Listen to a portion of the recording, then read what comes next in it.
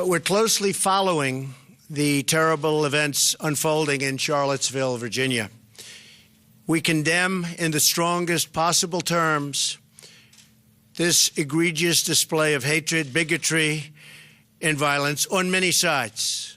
On many sides. It's been going on for a long time in our country. Not Donald Trump, not Barack Obama. This has been going on for a long, long time. It has no place in America. What is vital now is a swift restoration of law and order and the protection of innocent lives. No citizen should ever fear for their safety and security in our society, and no child should ever be afraid to go outside and play or be with their parents and have a good time. I just got off the phone with the governor of Virginia, Terry McAuliffe, and we agreed that the hate and the division must stop, and must stop right now.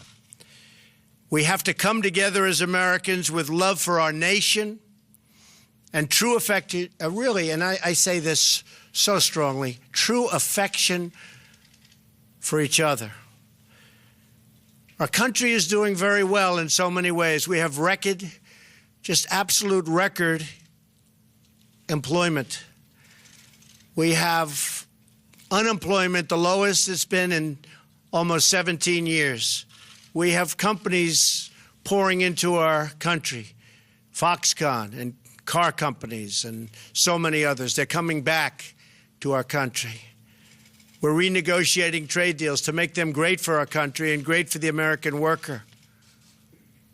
We have so many incredible things happening in our country. So when I watch Charlottesville, to me it's very, very sad. I want to salute the great work of the state and local police in Virginia, incredible people, law enforcement, incredible people, and also the National Guard. They've really been working smart and working hard. They've been doing a terrific job. Federal authorities are also providing tremendous support to the governor. He thanked me for that. And we are here to provide whatever other assistance is needed. We are ready, willing, and able. Above all else, we must remember this truth. No matter our color, creed, religion, or political party, we are all Americans first. We love our country. We love our God. We love our flag. We're proud of our country. We're proud of who we are. So we want to get the situation straightened out in Charlottesville, and we want to study it. And we want to see what we're doing wrong as a country where things like this can happen. My administration is restoring the sacred bonds of loyalty between this nation and its citizens. But our citizens must also restore the bonds of trust and loyalty between one another. We must love each other, respect each other, and cherish our history and our future together. So important. We have to respect each other. Ideally, we have to love each other. And again, going back to Charlottesville, we have to heal the wounds of our country. These are wounds that have been going on for really a long time. And I thought, and everybody wants it to heal. And it will heal. And we're going to make every effort possible to make sure that that healing procedure goes as quickly as possible. I love the people of our country. I love all of the people of our country. We're going to make America great again, but we're going to make it great for all of the people of the United States of America. Thank you very much. Thank you. Thank you very much. But based on the events that took place over the weekend in Charlottesville, Virginia, I would like to provide the nation with an update on the ongoing federal response to the horrific attack and violence that was witnessed by everyone. I just met with FBI Director Christopher Wray and Attorney General Jeff Sessions. The Department of Justice has opened a civil rights investigation into the deadly car attack that killed one innocent American and wounded 20 others. To anyone who acted criminally in this weekend's racist violence, you will be held fully accountable. Justice will be delivered. As I said on Saturday, we condemn in the strongest possible terms this egregious display of hatred, bigotry, and violence. It has no place in America. And as I have said many times before, no matter the color of our skin, we all live under the same laws. We all salute the same great flag, and we are all made by the same Almighty God. We must love each other, show affection for each other, and unite together in condemnation of hatred, bigotry, and violence. We must rediscover the bonds of love and loyalty that bring us together as Americans. Racism is evil, and those who cause violence in its name are criminals and thugs, including the KKK, neo-Nazis, white supremacists, and other hate groups that are repugnant to everything we hold dear as Americans. We are a nation founded on the truth that all of us are created equal. We are equal in the eyes of our Creator. We are equal under the law, and we are equal under our Constitution. Those who spread violence in the name of bigotry strike at the very core of America. 2 days ago, a young American woman, Heather Heyer, was tragically killed. Her death fills us with grief, and we send her family our thoughts, our prayers, and our love. We also mourn the 2 Virginia state troopers who died in service to their community, their Commonwealth, and their country. Troopers Jay Cullen and Burke Bates exemplify the very best of America, and our hearts go out to their families, their friends, and every member of American law enforcement. These 3 fallen Americans embody the goodness and decency of our nation. In times such as these, America has always shown its true character, responding to hate with love, division with unity, and violence with an unwavering resolve for justice. As a candidate, I promise to restore law and order to our country, and our federal law enforcement agencies are following through on that pledge. We will spare no resource in fighting so that every American child can grow up free from violence and fear. We will defend and protect the sacred rights of all Americans, and we will work together so that every citizen in this blessed land is free to follow their dreams in their hearts and to express the love and joy in their souls. Thank you, God bless you, and God bless America. Thank you very much. Why did you wait so long last week? I didn't wait long. I didn't wait long. I didn't wait long. I wanted to make sure, unlike most politicians, that what I said was correct, not make a quick statement. The statement I made on Saturday, the first statement, was a fine statement, but you don't make statements that direct unless you know the fact. It takes a little while to get the facts. You still don't know the facts.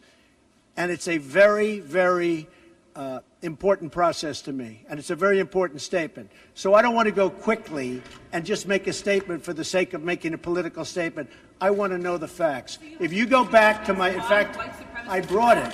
What did you bring, Mr. President? As I said on, remember this, Saturday, we condemn in the strongest possible terms this egregious display of hatred, bigotry, and violence. It has no place in America. And then I went on from there. Now, here's the thing. As to, excuse me, take it nice and easy. Here's the thing. When I make a statement, I like to be correct. I want the facts. This event just happened. In fact, a lot of the event didn't even happen yet as we were speaking. This event just happened. Before I make a statement, I need the facts. So I don't want to rush into a statement. So making the statement when I made it was excellent. In fact, the young woman, who I hear is a fantastic young woman, and it was on NBC, her mother wrote me and said, through, I guess, Twitter, social media, the nicest things, and I very much appreciated that. I hear she was a fine, really actually an incredible young woman, but her mother on Twitter thanked me for what I said. And honestly, if the press were not fake, and if it was honest, the press would have said what I said was very nice. But unlike you and unlike the media, before I make a statement, I like to know the facts. They don't. How about a couple of terrorism, infrastructure that questions? event? Was that terrorism? Say it, what? The CEO of Walmart said you missed a critical opportunity to help bring the country together. Did you? Not at all. I think the country, look, you take a look. I've created over 1 million jobs since I'm president. The country is booming. The stock market is setting records. We have the highest employment numbers we've ever had in the history of our country. We're doing record business. We have the highest levels of enthusiasm. So the head of Walmart, who I know, who's a very nice guy, was making a political statement. I mean, ask him how he's doing. I do it the same way, and you know why? Because I want to make sure, when I make a statement, that the statement is correct. And there was no way of making a correct statement that early. I had to see the facts, unlike a lot of reporters. I didn't know David Duke was there. I wanted to see the facts. And the facts, as they started coming out, were very well stated. In fact, everybody said his statement was beautiful. If he would have made it sooner, that would have been good. I couldn't have made it sooner because I didn't know all of the facts. Frankly, people still don't know all of the facts. It was very important, excuse me. It was very important to me to get the facts out, and correctly, because if I would have made a fast statement, and the first statement was made without knowing much other than what we were seeing. The second statement was made after, with knowledge, with great knowledge. There's still things, there's still things that people don't know. I want to make a statement with knowledge. I wanted to know the facts. Okay. Was this two questions? Was this terrorism? And can you tell us how you're feeling about your chief strategist? Well, I think the driver of the car is a disgrace to himself, his family, and this country. And that is, you can call it terrorism. You can call it murder. You can call it whatever you want. I would just call it as the fastest one to come up with a good verdict. That's what I'd call it. Because there is a question. Is it murder? Is it terrorism? And then you get into legal semantics. The driver of the car is a murderer. And what he did was a horrible, horrible, inexcusable thing. Can you tell us how you're feeling about your chief strategist, Mr. Bannon? Can you talk about that? I would echo Maggie's question. Steve Bannon has come I never spoke to Mr. Bannon about it. Can you tell us broadly what do you still have confidence Well, in we'll Steve? see. And look, I like Mr. Bannon. He's a friend of mine. But Mr. Bannon came on very late. You know that. I went through 17 senators, governors, and I won all the primaries. Mr. Bannon came on very much later than that. And I like him. He's a good man. He is not a racist. I can tell you that. He's a good person. He actually gets a very unfair press in that regard. But we'll see what happens with Mr. Bannon. But he's a good person, and I think the press treats him, frankly, very unfairly. Do you have confidence that Senator McCain has called on you to defend your National Security Advisor, H.R. McMaster, against some of these attacks? I did it the last time. And he called on it again, linking the Senator McCain? to the alt-right. And Senator McCain, you mean the one who voted against Obamacare? And he said Who that is Senator? You mean Senator McCain who voted against us getting good health care? McCain said that the alt-right is behind these attacks, and he linked that same group to those who perpetrated the attack in Charlottesville. Well, I don't know. I can't tell you. I'm sure Senator McCain must know what he's talking about. But when you say the alt-right, Define alt-right to me. You define it. Go ahead. Well, I'm saying, No, define it for me. Come on, let's go. Define Senator it for me. McCain defined them as the same group. Okay, what about the alt-left that came charging at it? Excuse me. What about the alt-left that came charging at the, as you say, the alt-right? Do they have any semblance of guilt? This is Senator McCain's statement. Let me ask you this. What about the fact they came charging with clubs in their hands, swinging clubs? Do they have any problem? I think they do. So, as far as I'm concerned, that was a horrible, horrible day. Wait a minute. I'm not finished. I'm not finished, fake news. That was a horrible day. I will tell you something. I watched those very closely, much more closely than you people watched it. And you have, you had a group on one side that was bad, and you had a group on the other side that was also very violent. And nobody wants to say that, but I'll say it right now. You had a group on the other side that came charging in without a permit, and they were very, very violent.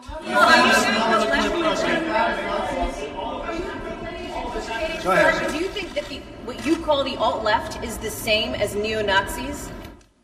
Those people, all of those people, excuse me, I've condemned neo-Nazis. I've condemned many different groups, but not all of those people were neo-Nazis, believe me. Not all of those people were white supremacists by any stretch. Those people were also there because they wanted to protest the taking down of a statue, Robert E. Lee. So, excuse me, and you take a look at some of the groups and you see, and you know it if you were honest reporters, which in many cases you're not, but many of those people were there to protest the taking down of the statue of Robert E. Lee. So, this week it's Robert E. Lee. I noticed that Stonewall Jackson's coming down. I wonder, is it George Washington next week, and is it Thomas Jefferson the week after? You know, you really do have to ask yourself, where does it stop? But they were there to protest, excuse me, you take a look the night before, they were there to protest the taking down of the statue of Robert E. Lee. Infrastructure question, go ahead. Should statues of Robert E. Lee stay up? I would say that's up to a local town, community, or the federal government, depending on where it is located. Are you against the Confederacy? About race relations in America, and do you think things have gotten worse or better since he took office? I think they've gotten better or the same. Look, they've been frayed for a long time, and you can ask President Obama about that because he'd make speeches about it. But I believe that the fact that I brought in, it will be soon, millions of jobs. You see where companies are moving back into our country. I think that's going to have a tremendous positive impact on race relations.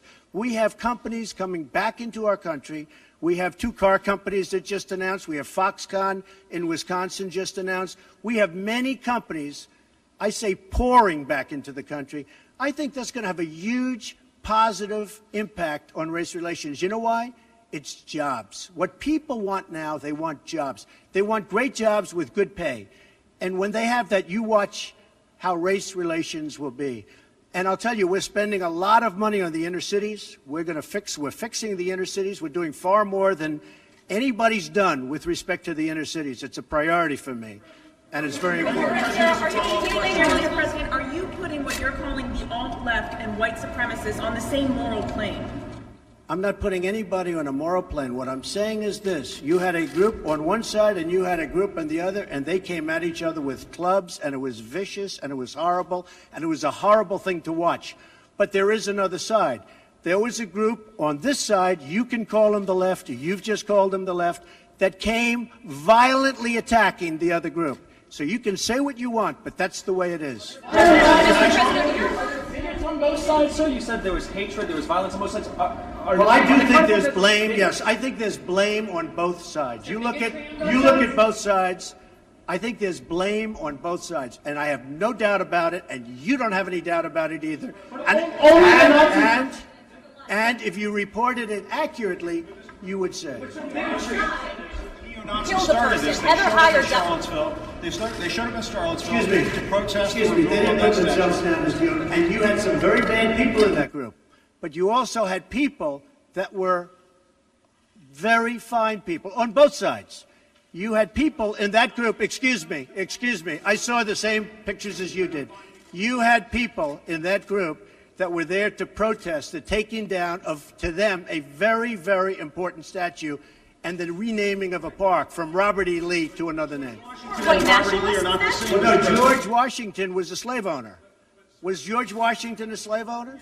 So will George Washington now lose his status? Are we going to take down, excuse me, are we going to take down statues to George Washington? How about Thomas Jefferson? What do you think of Thomas Jefferson? You like him? Okay, good. Are we going to take down the statue? Because he was a major slave owner. Now, we're going to take down his statue. So you know what? It's fine. You're changing history, you're changing culture, and you had people, and I'm not talking about the neo-Nazis and the white nationalists, because they should be condemned totally. But you had many people in that group other than neo-Nazis and white nationalists, okay? And the press has treated them absolutely unfairly. Now, in the other group also, you had some fine people, but you also had troublemakers, and you see them come with the black outfits and with the helmets and with the baseball bats. You had a lot of bad people in the other group too. Treated unfairly, sir. I'm sorry. I just didn't understand what you were saying. You were saying the press has treated white nationalists unfairly? No. I just didn't understand what you were saying. No. There were people in that rally, and I looked the night before.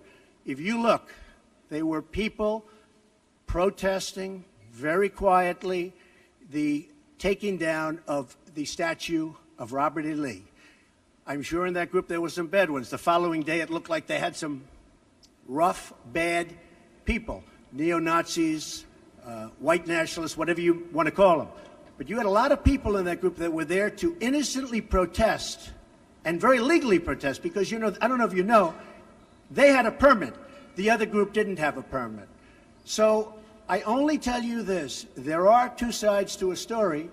I thought what took place was a horrible moment for our country, a horrible moment. But there are two sides to the country. Does anybody have a final?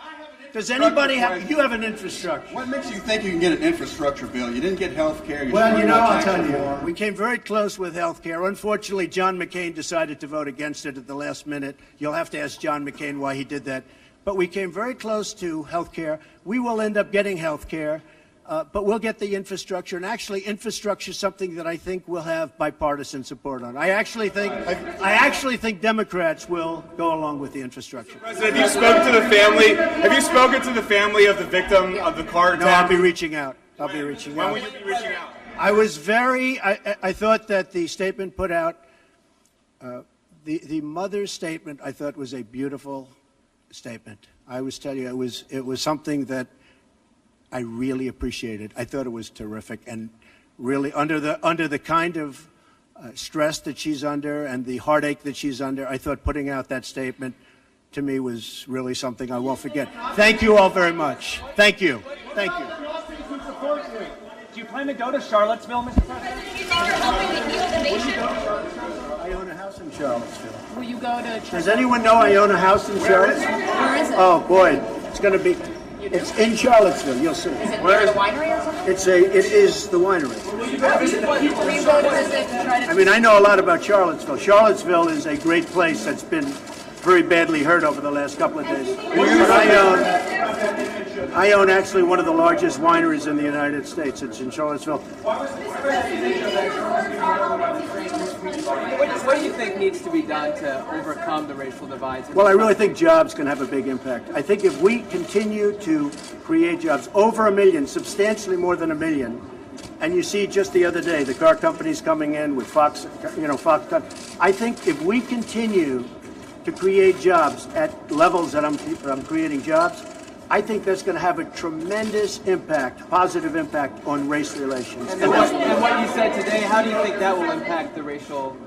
Because the people are going to be working, they're going to be making a lot of money, much more money than they ever thought possible. Your remarks so that's going to today. happen. And the other thing, very important, I believe wages will start going up. They haven't gone up for a long time. I believe wages now, because the economy is doing so well with respect to employment and unemployment, I believe wages will start to go up. I think that'll have a tremendously positive impact on race relations. Why have fingers been drawn to you, Mr. President?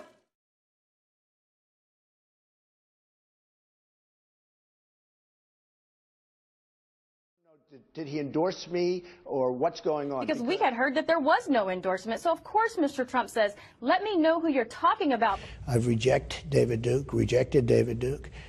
I've rejected the KKK, the Ku Klux Klan. From the time I'm 5 years old, I rejected them. What do you see as the biggest problem with the Reform Party right now?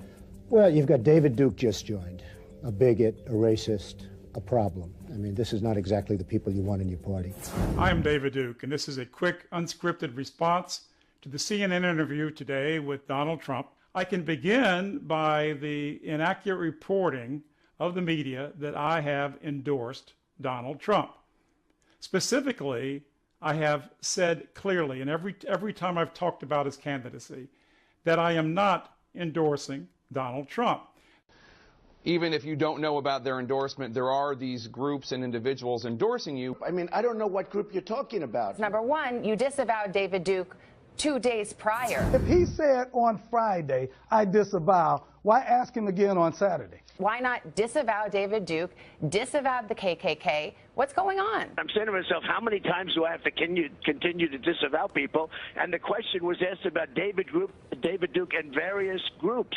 And I don't know who the groups are. I disavowed David Duke, and I disavowed him the day before at a major news conference, which is surprising because CNN was at the major news conference, and they heard me very easily disavow David Duke. I disavowed David Duke all weekend long on Facebook, on Twitter, and obviously it's never enough. How would you characterize in more words than one David Duke? David Duke is a bad person who I disavowed on numerous occasions over the years. I will not stop until we fight a man that chooses not to disavow the KKK. That is not a part of our party. That's not who we want as president. We will not allow that in our country. I totally disavow the Ku Klux Klan. I totally disavow David Duke. I've been doing it now for 2 weeks. You're probably about the 18th person that's asked me the question. If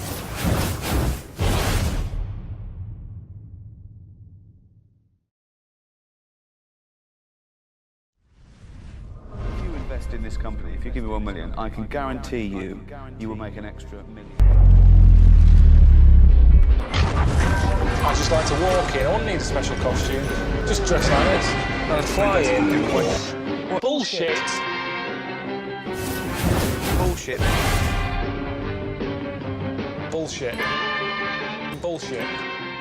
Bullshit.